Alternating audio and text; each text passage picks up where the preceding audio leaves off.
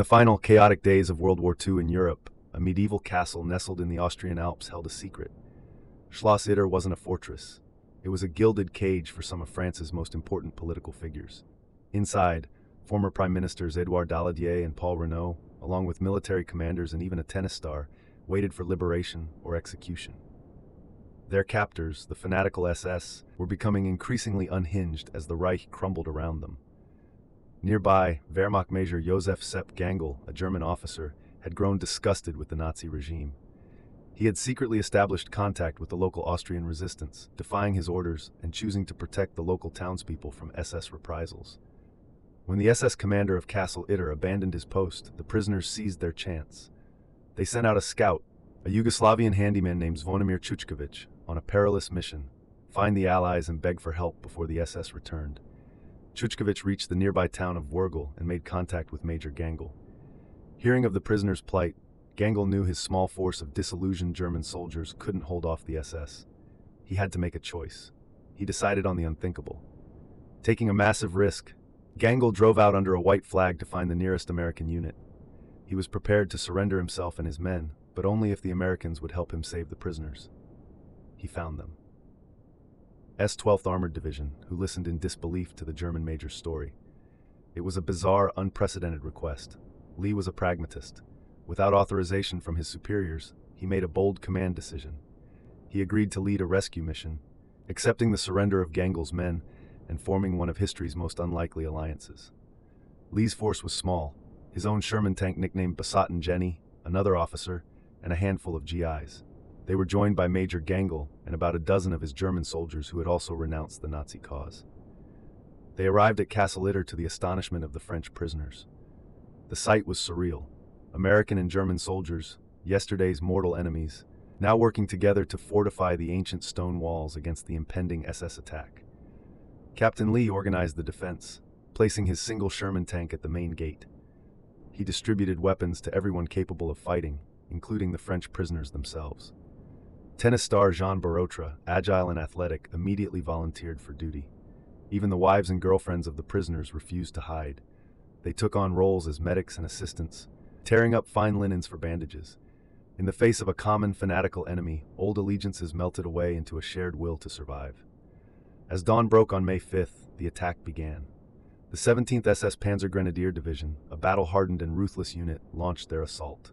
Machine gun fire and explosions echoed off the ancient stone, starting the battle for Castle Itter. The defenders returned fire, a strange cacophony of American M1 Garands, German Kar-98Ks, and Allied submachine guns. For a few desperate hours, the small, combined force held the professional SS soldiers at bay, fighting from medieval ramparts. The SS brought up an 88mm anti-tank gun and took aim at the castle's main gate. They fired, scoring a direct hit on Captain Lee's Sherman tank. Basat and Jenny was destroyed, blowing a hole in the main defenses. Despite the loss of their only piece of heavy armor, the defenders refused to break. They fell back to the castle's main keep, the Schloss, fighting desperately to hold the line. Ammunition was running dangerously low for everyone.